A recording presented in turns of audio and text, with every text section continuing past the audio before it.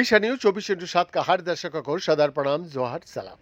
दर्शकों, कई लोग मांसपेशियों में दर्द, कमजोरी या लगातार थकान महसूस होने के बाद कोलेस्ट्रॉल कम करने वाली स्टेनिन दवाएं लेना बंद कर देता है।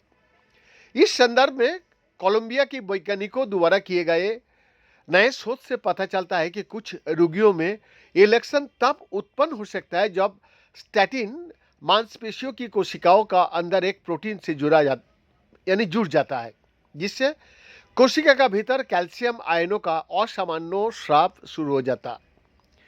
ये संभावना नहीं है कि ये स्पष्टीकरण उन सभी पर लागू होता है जिन्हें स्टैटिन के साथ मांसपेशियों संबंधी दुष्प्रभाव का अनुभव होता है, लेकिन अगर एक छोटे से उपसमूह की व्याख्या भी करता है तो भी अगर हम इस समस्या को हल कर सकता है तो हम बहुत से लोगों की मदद भी कर सकता है। वेगोलास college of physicians and surgeons में फिजियोलॉजी और सेलुलर बायोफिजिक्स विभाग के अध्यक्ष एंड्रयू मार्क्स ये बात सामने लेके आई। स्टैटिन दर्शक, स्टैटिन दवाएं व्यापक रूप से निर्धारित की जाती है और संयुक्त राज्य अमेरिका में लगभग 4 करोड़ वयस्क कोलेस्ट्रॉल का स्तर कम करने के लिए इनका उपयोग करता है।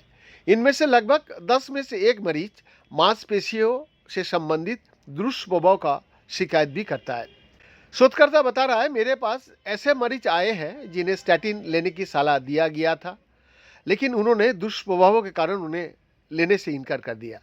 मरीजों द्वारा स्टैटिन छोड़ देने का ये सबसे आम कारण है और एक गंभीर समस्या है जिसका समाधान आवश्यक है, मार्क्स कहता है।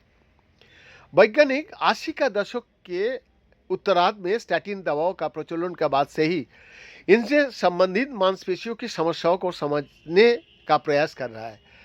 स्टैटिन का उद्देश्य कोलेस्ट्रॉल उत्पादन में शामिल एंजाइम से जुड़कर कोलेस्ट्रॉल को कम करना है, लेकिन ये अनजाने में अन्य लक्ष्यों से भी जुड़ सकती है।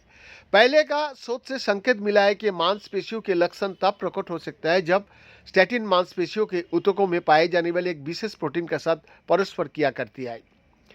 क्रायो इलेक्ट्रॉन माइक्रोस्कोपी का उपयोग करते हुए जो शोधकर्ताओं को अत्यंत उच्च रेजोल्यूशन पर आणविक संरचनाओं को देखने की अनुमति देता है, ये नए अध्ययन के पीछे की टीम इस अतःक्रिया का प्रत्यक्ष रूप से निरीक्षण करने और इसके सटीक संरचनात्मक विवरणों को रेखांकित करने में सक्षम थी। इन तस्वीरों से मांसपेशियों में प्रोटीन पर 2 ऐसे स्थान सामने आया जिन्हें रायनोडाइन रिसेप्टर कहा जाता है, जहां